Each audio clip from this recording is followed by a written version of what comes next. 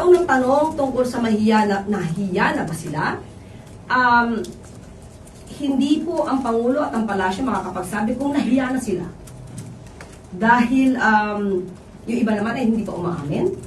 Pero sa tingin natin yung mga umamin at nagsoli na ng mga milyon na pera, tingin natin ay nahiya na sila. Pero ang managot ay dapat na managot. Of course, nandiyan pa rin po, absolutely.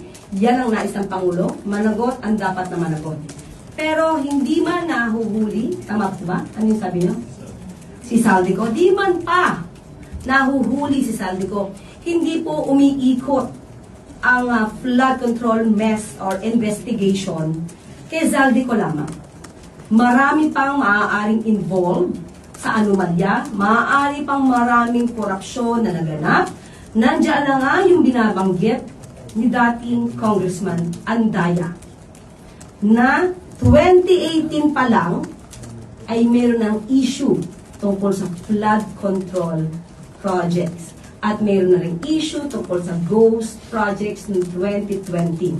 Ito ay mukhang hindi pa naiimbestigahan at mukhang hindi pa nahihiya ang dapat na mahiya dito.